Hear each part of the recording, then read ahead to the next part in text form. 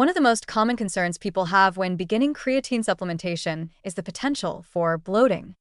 This term, used loosely to describe water retention, abdominal fullness, or sudden weight gain, can be a psychological barrier, particularly for those focused on body composition or aesthetics.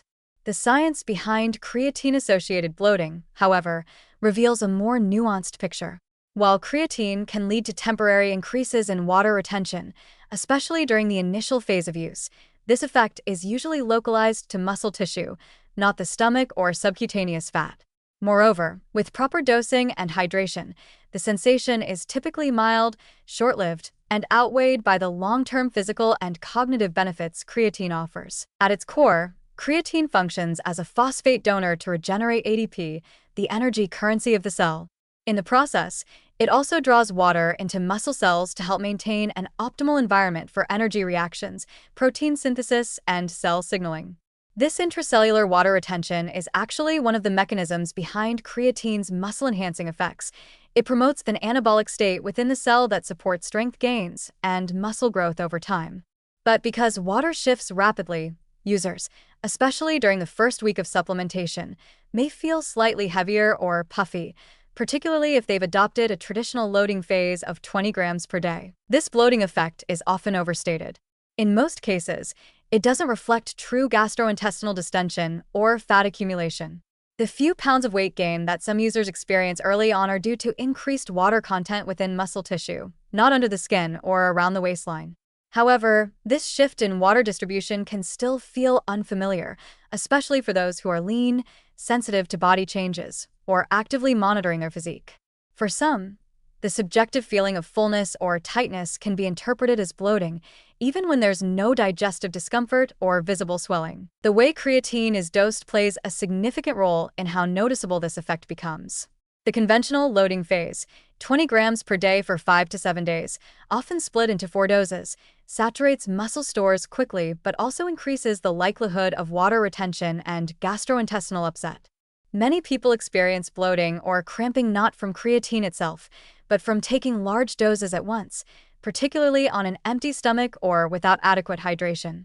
Fortunately, a more gradual approach, taking 3 to 5 grams daily without loading, can avoid these side effects entirely while still yielding full muscle saturation within 3 to 4 weeks. Hydration also matters. Because creatine increases intracellular water, your body's need for total fluid increases slightly. Failing to drink enough water while supplementing may lead to an imbalance where water is pulled from extracellular compartments, causing cramping or even mild dehydration-related symptoms. Ensuring you're consistently hydrated, not excessively, but adequately, is an easy way to minimize side effects and help your body adjust more smoothly to the new water distribution. It's also worth noting that different forms of creatine have been marketed as non-bloating or bloat-free, such as creatine hydrochloride, HCl, or buffered creatine. While these variants may reduce the amount of powder needed per dose or improve solubility, they haven't consistently demonstrated superior performance or less water retention compared to the well-researched and cost-effective creatine monohydrate.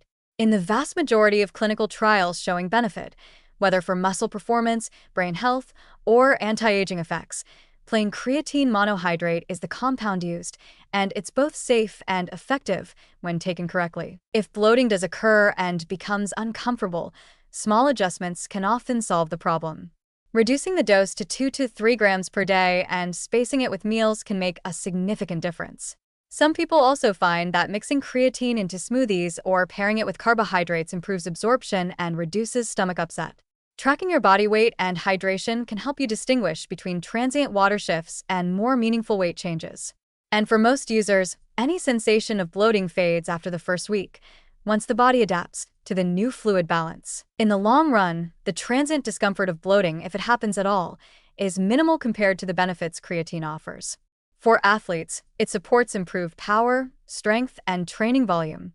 For aging adults, it helps preserve muscle mass, enhance cognitive performance, and potentially protect against neurodegenerative conditions. For women, vegetarians, and people under high stress, it may correct subtle creatine deficits that impact mood, energy, and recovery. The return on investment is clear, and it lasts far beyond the short-term water shifts of the early supplementation phase. In summary, creatine bloat is not a myth, but it's often misunderstood. It doesn't affect everyone. It isn't dangerous, and it can be effectively minimized with smart dosing, hydration, and patience. For those willing to look past a temporary adjustment phase, creatine remains one of the most well-researched, low-risk, and high-reward supplements available for both body and brain.